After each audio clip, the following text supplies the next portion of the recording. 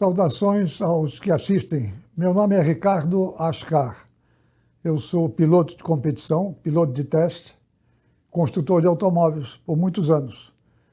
E hoje vou contar um trecho importante da história do automobilismo e da participação do automobilismo no esporte brasileiro e mundial, que deixa muitas páginas em branco de coisas que não podem ser ou não foram registradas, porque não estávamos numa época da eletrônica tão apurada como nós nos encontramos hoje. Então eu vou rebuscar um pouco na minha memória alguns fatos que são importantes para situar aquele grupo que se interessa por automobilismo, para entender como aconteceu e por que aconteceu do Brasil acceder ao grupo mundial de automobilismo, e particularmente com 3 campeonatos, 3 pilotos, que trouxeram 8 campeonatos mundiais para o Brasil. Como isso aconteceu de fato? Muita gente conhece os bastidores da televisão, de que foi feito televisivamente, das produções narradas, mas os bastidores do acontecimento principal não deveriam escapar à história do automobilismo, porque ela vai adquirir importância ao longo do tempo. Então eu preciso começar sempre falando do patrono do nosso automobilismo, que se chama Francisco Landi, Chico Landi. Chico Landi, que brilhou na Gávea, Chico Landi, que ganhou um grande prêmio, que não era um grande prêmio de Fórmula 1, mas era um grande prêmio em Bari, na Itália, que foi agraciado com um carrinho pelo presidente Getúlio Vargas. E enquanto ele conseguia um carrinho para fazer as demonstrações como piloto de competição, o Fangio conseguia do ditador Perón que 1% da indústria automobilística argentina fosse reservada a desenvolvimento de tecnologia da indústria automobilística daquele país. Nós nunca conseguimos isso. Essas histórias precisam ser contadas um dia para entender como é que nós demos uma reviravolta e chegamos ao automobilismo internacional com 3 campeões mundiais, que trouxeram glórias para o Brasil muito grandes. Então, esse processo aconteceu realmente quando, em 1961 para 62, o presidente Jango foi convencido a criar a Confederação Brasileira de Automobilismo.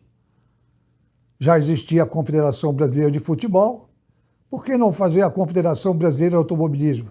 Era tão parecido futebol com automobilismo, não é? Então, veja bem, o automobilismo brasileiro caiu na sua Confederação Brasileira de Automobilismo sob a égide do Ministério da Educação, em vez de ser Ministério da Tecnologia, Indústria e Comércio, o que era na época. Quem tinha os direitos internacionais de reprodução de provas internacionais no Brasil era o Automóvel Clube do Brasil, que tinha a carta referência da FIA de Paris, que representa toda a comunidade mundial dos pilotos de competição e clubes e países que desejam participar em provas internacionais de automobilismo, se filiam à FIA de Paris, que é Fédération Internationale de l'Automobile. É o nome dessa empresa, hoje uma empresa de grande porte. E por que ela administra, por que a Paris foi dado os direitos? Porque a primeira prova internacional que aconteceu foi em Le Mans, na França. Então, deram essa prioridade à França, como desenvolvimento inicial do esporte motor. Quando o Automóvel Clube do Brasil perdeu os direitos que lhe eram conferidos pela FIA em função do que o presidente Jango autorizou na criação da Confederação Brasileira de Automobilismo, o Brasil ficou automaticamente alijado de participar com pilotos e equipes de qualquer prova internacional que estivesse sob o comando da FIA no mundo. E os pilotos e clubes internacionais filiados à FIA proibidos de participar de qualquer prova no Brasil. Portanto, por 6 anos seguidos, graças a uma canetada do presidente Jango, formou-se um cabide de emprego chamado Confederação Brasileira de Automobilismo, com muitos expertos no automobilismo mundial, brasileiros. Em consequência disso, nós ficamos 6 para 7 anos, sem poder participar de prova nenhuma no exterior e sem poder desenvolver o nosso automobilismo. Havia apenas uma coisa que facilitava o nosso esporte, que era muito complicado, que era uma lei que fizeram, acho que sob o comando do Ministério da Educação e Cultura, onde era permitido se importar algumas peças para a construção de carros de corrida, mas era muito complicado, especialmente a importação no Brasil. Então, o que aconteceu foi o seguinte. Por volta de 1966, um rapaz chamado Alexandre Guimarães construiu ou trouxe um projeto de um Fórmula V, que era um sucesso mundial na época, o mundo inteiro tinha a Fórmula V. A Fórmula V era um chassi tubular montado com os componentes do Fusca, suspensão dianteira, motorzinho, caixa de câmbio, tudo Volkswagen num chassi tubular. O primeiro teste que foi feito com Fórmula V no Brasil foi feito no Autódromo do Rio de Janeiro. Isto aconteceu porque o Autódromo de Interlagos estava fechado para reforma. E a reforma do Autódromo de Interlagos durou talvez 2 anos e não fizeram muita coisa. Não fizeram realmente nada pelo Autódromo de Interlagos nessa época, mas mantiveram a pista original, muito importante, de 8.000 e poucos metros. Foi a pista considerada possivelmente a melhor pista de automóveis do mundo na época. Então, este evento da Fórmula V aconteceu no Rio de Janeiro, onde o Alexandre Guimarães convocou um grupo de pilotos importantes, uns 15 ou 20 pilotos importantes, para fazerem um teste e conhecerem um monoposto, carro de um lugar só, baratinha de corrida, de roda de fora, monoposto. E nesse dia eu tive a felicidade de testar e andar com um monoposto Fórmula V. E eu tive a felicidade de ser o mais bem-sucedido em termos de tempo de volta, enfim, tive sucesso como pessoa e me apaixonei pelo monoposto. Monoposto, para mim, definiu como o veículo que eu gostaria de pilotar. É muito importante se falar da Fórmula V, que o Alexandre Guimarães trouxe para nós testarmos e depois produziu. Ele produziu um modelo chamado Aranai. É de fundamental importância para o que aconteceu no automobilismo brasileiro naquela época, porque esta categoria Fórmula V era mundial. E o regulamento que foi programado para criarmos os campeonatos da Fórmula V eram regidos pela FIA, apesar de nós estarmos rompidos com a FIA. Isso foi muito interessante porque o Brasil, de uma certa forma, deixou de fazer protótipos de geringonças de caixote de sabão para passar para um automobilismo mais sério. Nessa oportunidade, nesses anos mortos, que a CBA nos impediu de poder participar de provas internacionais e receber estrangeiros no Brasil, nós tivemos várias fábricas de automóveis, na realidade montadoras de automóveis que estão no Brasil, que criaram equipes de competição porque elas tinham interesse, elas viam com a cultura internacional de que o desenvolvimento do motor, o desenvolvimento do esporte motor era fundamental para a boa adaptação do veículo no território brasileiro, inclusive estradas, etc. e tal. Então formaram várias equipes importantes, como a VMAG, que era a DKV, da Auto Union, a Willys, Renault Willys, com a equipe Willys, que foi fantástica, foi famosa, a Simca, a Alfa Romeo com o JK, enfim, nós tínhamos equipes de carros de turismo, de carros de rua, que participavam de provas relativamente importantes, especialmente as de Interlagos, que eram provas de fundo, 12 horas, 1.000 quilômetros, 1.000 milhas, eram provas importantes. E era a mistura das carreteiras oriundas do Rio Grande do Sul e da Argentina, que se misturavam com esses novos carros de turismo fabricados no Brasil, sob o governo Juscelino Kubitschek, que começaram a se instalar as montadoras aqui. Então, foi um passo muito importante a vinda do Fórmula V, porque logo em seguida, vários pilotos saíram em campo em busca de patrocínio ou dinheiro próprio para comprarem um Fórmula V e poderem participar das provas de monoposto. Isso foi um diferencial muito importante. Em 1967, teve o primeiro campeonato que aconteceu no Rio de Janeiro, que Interlagos ainda estava fechado, se não me engano, e não havia verba para se fazer um campeonato interestadual, e eu fui campeão carioca na oportunidade, com um veículo chamado Aranai, que me foi oferecido por uma empresa chamada Dialto, de acessórios, e que ficava em Copacabana. E foi muito interessante para mim, porque foi uma experiência maravilhosa. Nesse meio tempo, os irmãos Fittipaldi construíram o Fit-V, que eram Fórmula V, fabricados, desenhados por eles, com a ajuda do Ricardo de Villa, que foi o projetista com eles do Copersucar. E como eu fui campeão carioca e ganhei uma prova em Niterói muito importante, onde quase o público invadiu a pista, foi uma prova muito interessante, mas eu liderei com distância. O Wilson e o Emerson me convidaram para eu pilotar um Fit V sob contrato com a equipe Fittipaldi, no qual eles me dariam o chassi completo e eu colocaria o motor, faria a parte mecânica do carro. Em 68, eu me tornei campeão brasileiro. E eu me tornei campeão brasileiro, e eu acho que isso tem importância, porque eu cheguei em primeiro, na frente do José Carlos Patti, que era um piloto extraordinário, e do próprio Emerson, que ficou em terceiro lugar. Esse foi um marcador importantíssimo para a história do nosso automobilismo, porque aí aconteceu o seguinte. Na última prova no Autódromo do Rio, em que me consagrei campeão brasileiro, tinha um rapaz que era diretor da Castrol. Ele era um inglês, o nome dele era Ricardo Barley.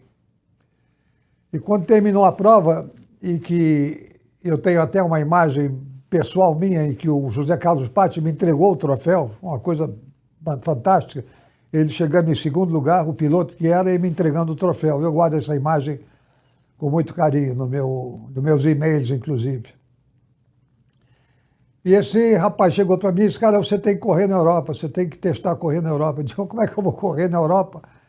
Nós estamos com o impeditivo da Federação Internacional de Automobilismo. Ele disse, não, mas você é um cara que luta, que briga e tal, procura no Código Desportivo Internacional francês, vê se você encontra alguma coisa. Nessa época era um livro editado em francês da FIA, e já havia, se não me engano, não havia ainda uma reprodução em inglês, havia em francês, mas eu falava francês muito bem. De maneira que eu fui rebuscar o máximo que eu pude e encontrei um artigo chamado artigo 167. Esse artigo dizia o seguinte: a carteira de piloto internacional será dada ao piloto não pela sua nacionalidade, mas pelo clube que ele defende.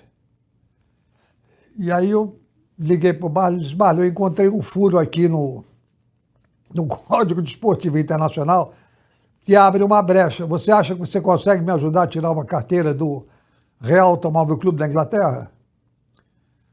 Disse, eu acho que eu posso te ajudar bastante nisso, porque o meu cunhado é o Jim Hill, que é chefe do departamento de competições da Burma Castrol. A Burma era uma empresa de petróleo lá do Oriente, da Ásia, controlada por grupos ingleses. E ele tinha muito acesso ao Real Automóvel Clube em Londres. E aí o Barley convenceu o Jim de me dar uma ajuda e patrocinou parte da minha viagem para Londres, que foi muito interessante, porque como eu ganhei o campeonato em 67, a Dialto me ofereceu o carro de presente, que era um Aranai. E eu rifei o carro, que por sinal ganhei de volta, porque das 1.200 rifas eu vendi 800, enquanto eu estava testando na Europa, fazendo esse programa que eu fui para a Inglaterra, os meus amigos da minha equipe do Rio de Janeiro fizeram a rifa. E eu vendi uma motocicleta que eu tinha também, uma BSA com quadro elástico, desenvolvido pelo Formiga, que era um campeão de moto do Rio de Janeiro. E essa moto valia um bom dinheiro, era uma 650 BSA com comando de Start Twin. Era uma moto bastante interessante.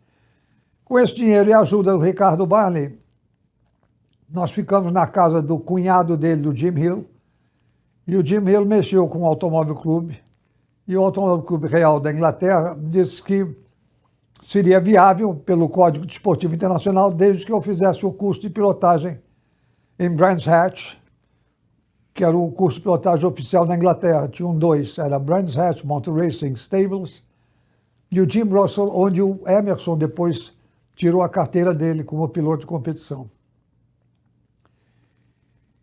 Então nós fomos a Brands Hatch com o Ricardo Barley me levando para tudo quanto era lado. E nós procuramos a diretoria da escola de pilotagem e eles disseram, olha, nós só tem que falar com o nosso instrutor-chefe, que é o Peter Rundle. O Peter Arundel era um piloto de Fórmula 1, segundo do Jim Clark na Lotus. Ele tinha sofrido um acidente em Le Mans e estava no estaleiro por uns 4 meses, fazendo como chefe sênior, chefe principal da equipe de pilotos e instrutores da Motor Racing Stables em Brands Hatch. Aí nós fomos falar com ele, eu falava um pouco de inglês e tal, mas o Barney era inglês. E aí negociaram, conversaram, falaram, e o Peter Arundel disse, olha, há 15 dias atrás nós abrimos uma exceção para 2 pilotos de moto aqui, e os caras se mataram aqui na paddock, deu um maior rolo, o seguro não quer cobrir, porque as pistas de competição na Inglaterra são privativas, não tem nada de municipal nem de governamental. É tudo regido por capitais particulares, privados, é um negócio. Mas depois de muita conversa com o Peter Arundel, ele resolveu pedir para um dos instrutores, chamado Tony Lanfranchi, que fizesse um teste comigo. Eram 7 etapas para se formar o piloto e levava 2 meses. E o Barney disse, eu não tenho 2 meses, nem dinheiro para ficar aqui 2 meses na Inglaterra. E aí o Arundel disse, bom, Tony, faz uma experiência, dá umas 6 voltas com esse rapaz, vê o que ele funciona e tal. E aí demos as primeiras voltas. Ele voltou para a torre e disse, olha, esse cara é um profissional, esse cara não é amador, não, ele sabe o que está fazendo. E aí o Arundel me permitiu passar para o 2º, 3º, 4º estágio, no qual, do 4º em diante, eu já pilotava um monoposto com câmbio à esquerda, um Lotus, que era da escola de pilotagem, tinha uns 10 ou 12 carros. E eu estava andando bem dentro do regulamento, não passava de 6.000 giros, tinha uma série de coisas, e a atuação foi boa. O Lanfranchi subiu na torre e disse, Peter, esse cara anda de carro, pô.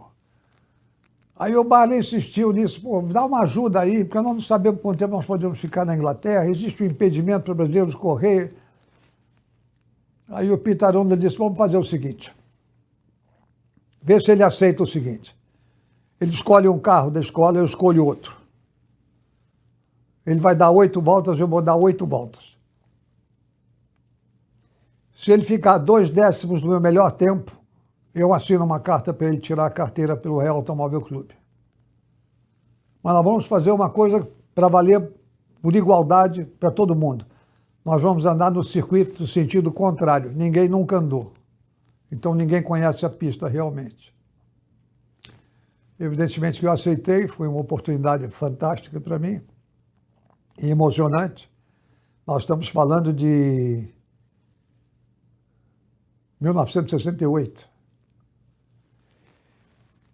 E aí o Peter Arundel sentou no carro e baixou a bota. Na 4ª volta ele deu uma rodada e foi no barranco, em uma curva chamada Druids, que é uma curva muito fechada e inverso, porque nós estamos andando no sentido contrário da pista. Depois que ele deu as 8 voltas dele, eles me deram um capacete emprestado, eu sentei no carro e saí para dar as minhas voltas. Na 4ª volta me deram a bandeira vermelha, pararam, eu fui para o box. E era uma quarta-feira, que era dia de treino em Brands Hatch. Tinha muita gente, os ingleses adoram assistir treino de carro, tinha fórmulas, tinha carro de turismo. Né? E aí o Lanfranchi olhou para mim e disse, sobe lá na torre e vai conversar com o Peter Arundel. E aí eu comecei a subir as escadas, para subir para a torre, e eu ouvi o alto-falante anunciar que o piloto brasileiro tinha feito 2 décimos melhor do que o Peter Arundel. E aí, quando eu entrei na torre, o Peter Arundel olhou de longe para mim e me disse em inglês, me dita a carta que você quer que eu escreva, porque eu vou assinar embaixo para você. E eu tirei a primeira carteira internacional de piloto de competição na Inglaterra. 48 horas depois, eu recebi um convite para correr em Upton Park, uma prova internacional. Era o 22º Tourist Trophy. Ia correr o Jacques Bonnier, o John Bonnier, ia correr muita gente da Fórmula 1 nos esportes protótipos. Inclusive, o John Bonnier correu com uma Lola T70, que era um carro maravilhoso. Nós tivemos 1 ou 2 aqui no Brasil, na época. E aí houve uma história muito interessante, porque com que carro eu ia correr? Aí o Barney chamou o Jim Hill e disse, como é que eu faço para arrumar um carro para esse rapaz? Olha, tem 5 fábricas de Fórmula Ford aqui na Inglaterra, você visita as fábricas e vê se tem um carro para eles alugarem faz o seguro por volta, tem costume na Inglaterra de fazer o seguro por voltas. Você compra 20 voltas, 30 voltas, seguro, e vê se arruma um carro. E nós saímos com o Barley rodando a Inglaterra inteira para conseguir um Lotus, o carro que fosse. Finalmente nós fomos parar numa fábrica que era tricampeão inglesa, com o Tim Schenker, 3 anos seguidos, a Merlin. E o Barley foi conversar com o Sandrin, que era o dono da fábrica, um rapaz, um jovem, um projetista, muito legal. E ele disse, olha, Barley, nós estamos com 3 campeonatos vencidos aqui, nós estamos com a produção inteira vendida. Não tem nenhum carro para alugar. Agora tem o seguinte, tem um rapaz chamado Dennis Rowland, que é um mecânico inglês, campeão de kart. Ele está querendo correr na Fórmula Ford, para ver se lança em Fórmula 3, Fórmula 2, enfim. E ele é muito bom piloto. Ele comprou e recebeu anteontem um carro novo nosso. Quem sabe ele aluga para vocês. Lá foi o Barley, me pegou do carro, voltamos para Londres, no bairro de Wimbledon, que era onde o Dennis Rowland morava e tinha o bay dele de mecânica, que ele fazia mecânica. E nós chegamos lá conversando com ele já estava trabalhando no cabeçote do motor Cortina 1600, que era o motor que equipava o Fórmula Ford nesse ano. Conversou com o Barley e discutiram e tal. No final ele disse, olha, eu topo alugar o carro da seguinte maneira, você faz o seguro de 30 voltas, mais o treino, e me compra um motor.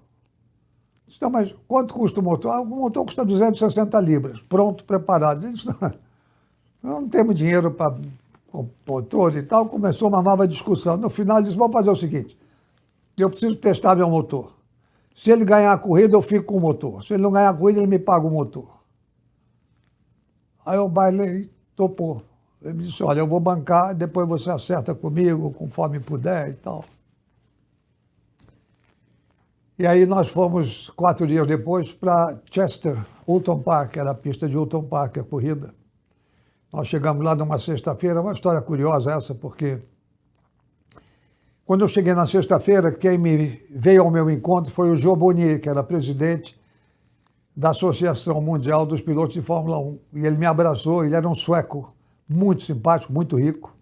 Ele me abraçou e disse, você é o brasileiro? Eu disse, eu sou. Nós precisamos do Brasil de volta no automobilismo. Então eu vou dar 2, 3 voltas com você no meu carro, que era um Peugeot com compressor, um carro que ele tinha, para te mostrar a pista, para você ver como é que é. E efetivamente essas 2 voltas me valeram muito, porque a pista de Oulton Park tinha uma propriedade muito interessante. Ela tinha uma pista rugosa num trecho e lisa em outro. E era uma pista tecnicamente importante de se dirigir bem nela. E essas 2 voltas me valeram muito. Então, no sábado, a classificação eram 20 minutos. Eu cheguei em 3º lugar na classificação. Então, animou todo mundo no box, animou o Joe Bonnier, todo mundo ficou animado. E aí o Barley me perguntou como é que você está achando o carro. Eu digo, estou achando o carro muito bom. Deu uma acertada no carro, já tinha prática de acertar alguma coisa. Mas eu disse para ele, mas eu estou com uma terceira um pouco curta. Se eu tivesse a terceira um pouco mais longa, eu sou capaz de baixar 1,5 segundos ou 2. Eu disse, pô, mas sábado, como é que nós vamos fazer? Ele foi para uma cabine telefônica, aquelas cabines inglesas, pegou o telefone e ligou para Slough, para a fábrica da Hewland, que faz as caixas de marcha dos carros de corrida. Conversou com o cara lá, o cara dizia, mas escuta, hoje, amanhã é domingo, estamos fechando a fábrica hoje. Não, mas eu estou precisando dessa relação, essa terceira marcha. Vamos fazer o seguinte, eu deixo um par de engrenagens na porta da fábrica, você me deixa um cheque no envelope debaixo da porta. Isso era na Inglaterra, em 1968. Aí o Barley foi para Londres, uma viagem de 5 horas e voltou de madrugada. 10 horas de viagem para buscar o par de engrenagens. Chegou às 3h15, 3h20 da manhã, ele foi no quarto do hotel, bateu na porta, me acordou e disse, aqui a engrenagem. Rapaz, fantástico isso. Aí fomos buscar o Dennis Rowland, o dono do carro, campeão de kart. Dennis, aqui a relação de marcha. Ele disse, que bacana, trouxe. Disse, e agora? Ele disse, e agora o quê? Eu não sei montar isso. Eu disse para o Dennis Rowland, por acaso eu sei montar essa caixa. Fomos lá para o box, 5 horas da manhã, e eu botei a terceira na caixa, tirei a terceira que estava lá, botamos o óleo dentro da caixa, fechamos.